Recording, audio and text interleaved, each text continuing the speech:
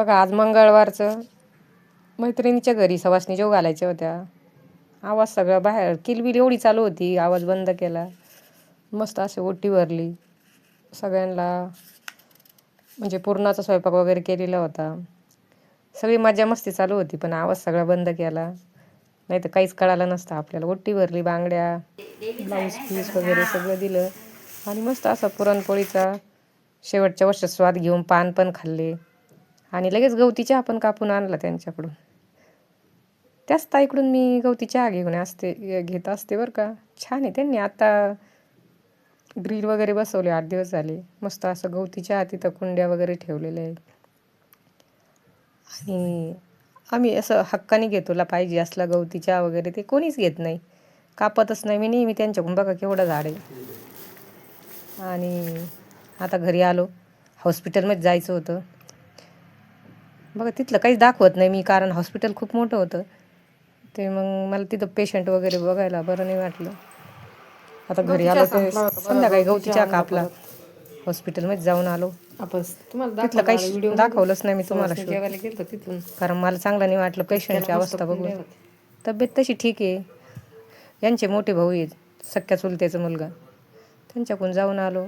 घरी मग येताना भाजीपाला आणला, दूध वगैरे. दूधवाला त्या दिवशी आला नव्हता आणि मग सगळा भाजीपाला असं धुवून स्वच्छ केला आणि नंतर रात्री 10-1 वाजता फ्रीजमध्ये सगळं ठेवून दिलं साफ करून.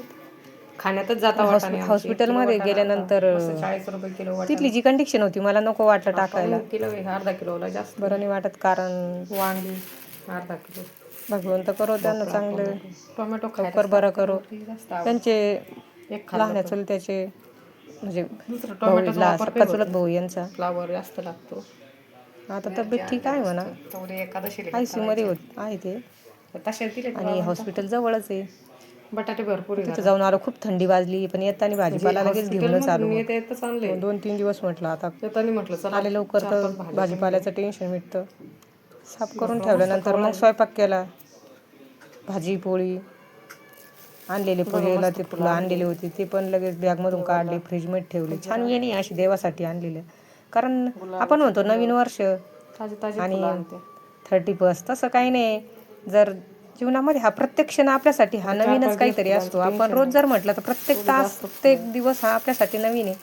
आपण असं थोडं मग 31 म्हटल्यावर आणि 1 तारीख आली, मग चला आपण असं करू, तसं काही नाही. बघा मग आता लोणी राहिलं होतं कडवायचं, मी काहीच घेत नाही ताईंनो. बघा लोणी जर बनवायचं असलं तर आपल्याला खूप टेन्शन येतं, म्हणजे ते मिक्सरचे भांडे येते. मी फक्त ती स्टीलची रवी आहे, ती 2च मिनटं फिरवली. त्याच्यामध्ये पाणी वगैरे पहिलं साय टाकलेली पाहिजे, फक्त पाणी नाही पाहिजे. अशा पद्धतीने तुम्ही करून बघा. पाणी काहीच नाही, म्हणजे साय ज्यावेळेस आपण काढतो का त्यावेळेस फक्त साय पाहिजे, 1 थेंब दूध नाही. मग 2च मिनटामध्ये अक्षरशः त्याच पातेल्यात लगेच लोणी धुवून घ्यायचं आणि लगेच कडवायला पण ठेवायचं. मस्त तूप तयार झालं. मिक्सरमध्ये लई गोंधळ होतो, भांडे वगैरे, मग ते तुपाचं ते. आता मी डायरेक्ट पातेलं असं वाकडं करून घेतलं आणि लगेच ते ताक वगैरे, ते बघा पाणी आता पाणी हे कसं झालं. पहिला लोण्याचा गोळा होता साईचं सगळं, आता लोणी तयार झालं बघा. पहिलं पण रील टाकलेली मी, कुठलं मिक्सर नाही वापरायचं, काहीच नाही. आपण जी वरणासाठी आपण ती हे वापरतो ना मिक्स करण्यासाठी रवी, तीच आहे. ती फक्त 10 ते 15 वेळेस फिरवायची, पण त्याच्यासाठी आपण सायच घेतलेली पाहिजे. तुम्ही करून बघा, तुम्हाला मिक्सरचं भांडं खरंच वापरायचं काम नाही. ज्या ताईंना वाटतं ना, आपण करून बघा. फक्त तुम्ही ज्यावेळेस साय काढता का त्यावेळेस सायच येऊ द्यायची, दूध येऊ द्यायचं नाही त्याच्यामध्ये, फक्त साय टाकायची. लवकर लोणी तयार होतं.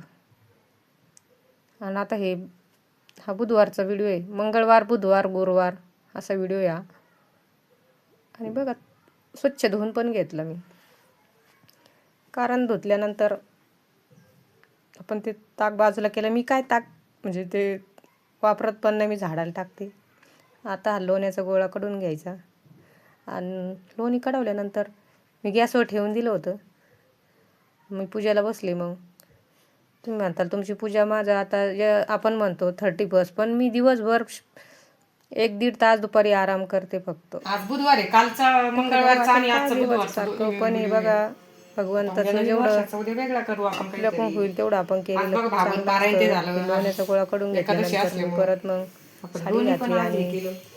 हे तूप माझ्या आपण देवालाच मानसिंगीला बसली. वापरतो सगळं. तूप विकत माझ्या आणतच रोजची नाही. पारायण असतात. चला, नवनाथ पारायण, मंगळवार, मल्हार सप्तशती, बुधवारच्या दुर्गा संध्याकाळच्या सप्तशती पाठ. सगळ्यांना एकादशीच्या शुभेच्छा. आणि हे झाल्यानंतर मग व्हिडिओ शेवट बसले आणि आवडल्यावर लाईक बुधवारचं करा.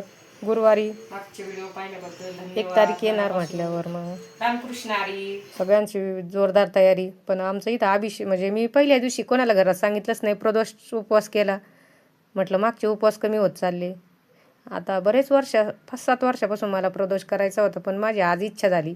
मग सकाळपर्यंत चाललं माझं काय करावं, उपवास धरावं का नाही, पण धरलाच मी. आज 1 तारखेलाच पहिलाच प्रदोष आला. कालची एकादशी झाली आणि म्हणजे आपण कुठंतरी पार्ट्या वगैरे करण्यापेक्षा बघा पहिलाच प्रदोष आला आणि ह्याच्यातच आपण लगे पारायण वगैरे. काल पण एकादशीचं आपण भागवत पारायण घेतलं आणि मस्त आता पूजा वगैरे मांडली. प्रदोष काळामध्ये महादेवाच्या मंदिरात जाऊन आलो. आरती वगैरे झाली. तिखट मीठ काहीच चालत नाही. दिवसभर काहीच नाही खाल्लं. फक्त 2-3 खारीकण खोबऱ्याचा एक तुकडा खाल्ला फक्त. कारण मला कळालं पण नाही. आपल्या देवाच्या याच्यामध्ये आपण जर असलो ना आपल्याला काहीच कळत नाही. कारण प्रदोष म्हणजे ज्याच्याकडून होईल ते म्हणजे करतं उपवास वगैरे. पण भगवंताला खरंच ज्याच्याकडून करून घ्यायचं आहे ना, सगळं काही दिल्यानंतर आपण देवातला पाहतच नाही. पण देवाला जर सेवा करून घ्यायची असल्यानं कुठल्याही पद्धतीत करूनच घेतो. भगवान श्रीकृष्ण म्हणतात, जो माझ्या ठाई माझ्या अनन्य भक्ती करतो आणि जो माझ्याशी एकरूप होतो, असं आपल्याला जो भक्तीमध्ये लीन करतो तो एकांतप्रिय असतो आणि तो कोणाशीही मिसळत नाही. कारण अध्यात्म ज्ञानाला त्यामुळे वाहून नेत असतो. चिरंतर सत्याचा साक्षात्कार त्याला घडत असतो. ज्ञानत्व असे ते चिरंतर सत्य तो अनुभवत असतो. या सर्व गोष्टींना ज्ञान असं म्हटलं जातं बघा. आणि जे जे त्याच्या विरुद्ध असेल ते अन्याय होय असं भगवान श्रीकृष्ण म्हणतात. आपण ज्याच्यामध्ये आपण जे कामं विरुद्ध करतो तो आपल्याला अन्याय झाल्यासारखं वाटतं. तर त्याच्यापेक्षा आपण भगवंताला जे शरण जाऊन आपण जी सेवा करतो दिवसभर, तीच सेवा भगवंताला फलतृप्त होते बघा. आणि भगवान श्रीकृष्ण हेच सांगत असतात, जो सगळ्यांचं म्हणजे माझ्या जो याच्यामध्ये सगळं लीन होऊन जो कार्य करतो त्याच्यासाठी मी कायम म्हणजे धावून येत असतो बघा. जो सर्वव्यापी परमेश्वर कोणाचीही पापे घेत नाही की पुण्यही घेत नाही. अज्ञानाच्या आवरणाखाली ज्ञान झाकले असते, म्हणूनच जीव मोहात पडतो. आपला जीव याच्यामुळेच मोहात पडत असतो. हे मोहात पडण्यापेक्षा आपल्याला अज्ञानामुळं ज्याचे अज्ञान नष्ट झालेले असते त्यांना त्याच्या ज्ञानामुळे सूर्याच्या प्रकाशात म्हणजे आपल्याला वस्तू स्पष्ट दिसत नाही. असा परमात्मा स्पष्ट दिसतो आपल्याला कधी आपण भगवंताचं चिंतन नामस्मरण केल्यानंतर. म्हणूनच आपण जे काही आपल्याकडून होईल तेच आपल्याला भगवान श्रीकृष्ण हेच सांगत असतात. भगवंत हेच सांगतो आपल्याला की ज्या ज्ञानामुळं आपल्याला सर्व प्रकाश दिसतो आणि न दिसणाऱ्या वस्तू स्पष्ट दिसतात.